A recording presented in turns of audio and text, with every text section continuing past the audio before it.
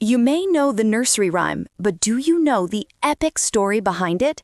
This is the tale of a mother with too many children, a house that was once a giant's shoe, and a brave quest to rescue a long-lost father. Hello and welcome to MagicSurprise FT. Today, we invite you to step into a most unusual home for a story that is much bigger than the nursery rhyme you remember. Story: The Little Old Woman Who Lived in a Shoe. Once upon a time, there was a little old woman who lived in a shoe. This shoe stood near a great forest and was so large that it served as a house for the old lady and all her children, of which she had so many that she did not know what to do with them. But the little old woman was very fond of her children, and they only thought of the best way to please her. Strong Arm, the eldest, cut down trees for firewood. Peter made baskets of wickerwork. Mark was chief gardener. Lizzie milked the cow, and Jenny taught the younger children to read. Now, this little old woman had not always lived in a shoe.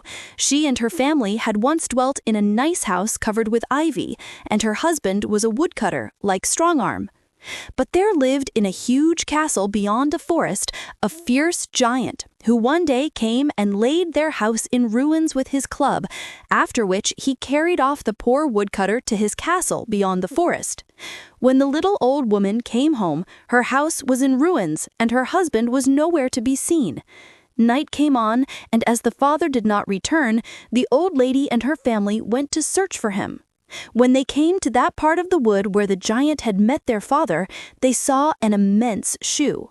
They spent a long time weeping and calling out for their father, but met with no reply. Then the old lady thought that they had better take shelter in the shoe until they could build a new house. So Peter and Strong Arm put a roof to it and cut a door and turned it into a dwelling. Here they all lived happily for many years, but the little old lady never forgot her husband and his sad fate.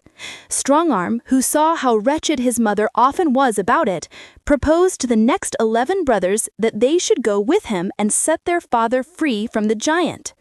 12 brave sons are about to march on a giant's castle to rescue their father. Will they succeed against the fearsome beast and his dragon? Before we join their quest, we have a small request. If you love stories of courage and family, please take a moment to subscribe to MagicSurprise FT. Your support helps us share more epic tales. Now let's march into the forest with Strong Arm and his brothers. Their mother knew the giant's strength and would not hear of the attempt, as she feared they would be killed. But Strong Arm was not afraid. He bought a dozen sharp swords, and Peter made as many strong shields and helmets, as well as crossbows and iron-headed arrows. They were now quite ready. Strong Arm gave the order to march, and they started for the forest. The next day they came in sight of the giant's castle. Strong Arm, leaving his brothers in a wood close by, strode boldly up to the entrance and seized the knocker. The door was opened by a funny little boy with a large head who kept grinning and laughing. Strong Arm then walked boldly across the courtyard and presently met a page who took off his hat and asked him what he wanted. Strong Arm said he had come to liberate his father, who was kept a prisoner by the giant. On this, the little man said he was sorry for him because the part of the castle in which his father was kept was guarded by a large dragon. Strong Arm, nothing daunted, soon found the monster, who was fast asleep, so he made short work of him by sending his sword right through his heart, at which he jumped up, uttering a loud scream, and made as if he would spring forward and seize Strong Arm. But the good sword had done its work, and the monster fell heavily on the ground, dead. Now the giant, who had been drinking much wine, was fast asleep in a remote part of the castle. Strong Arm had no sooner finished the dragon than up started the funny little boy who had opened a door. He led Strong Arm round to another part of the courtyard where he saw his poor father, who at once sprung to his feet and embraced him.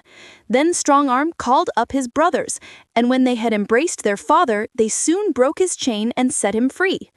We must return to the little old woman. After her sons had started, she gave way to the most bitter grief. While she was in this state, an old witch came up to her and said she would help her, as she hated the giant and wished to kill him. The old witch then took the little old lady on her broom, and they sailed off through the air straight to the giant's castle. Now, this old witch had great power, and at once afflicted the giant with corns and tender feet. When he awoke from his sleep, he was in such pain that he could bear it no longer, so he thought he would go in search of his missing shoe, which, like the other one he had in his castle, was easy and large for his foot. When he came to the spot where the little old lady and her children lived, he saw his old shoe, and with a laugh that shook the trees, he thrust his foot into it, breaking through the roof that Strongarm and Peter had put to it. The children, in great alarm, rushed about inside the shoe, and frightened and trembling, scrambled through the door and the slits that the giant had formerly made for his corns. By this time, the witch and the little old lady, as also Strongarm, his 11 brothers, and his father, had come up to the spot. Strongarm and his brothers shot their arrows at him, until at last he fell wounded, when Strongarm went up to him and cut off his head. Then the father and the little old woman and all their children built a new house and lived happily ever afterwards. And so, the brave family was reunited, the giant was defeated, and they never had to live in a shoe again. We hope you enjoyed this expanded tale of the little old woman who lived in a shoe. If you love classic fairy tales and stories of adventure, please show your support by subscribing to our YouTube channel, MagicSurprise FT. Don't forget to click the bell icon to be notified of all our new stories. A like, a comment, and a share with your friends and family would mean the world to us. Let us know which nursery rhyme you'd like to hear an epic story about next. Thank you for listening, and we'll see you again with another fairy tales and short stories for children.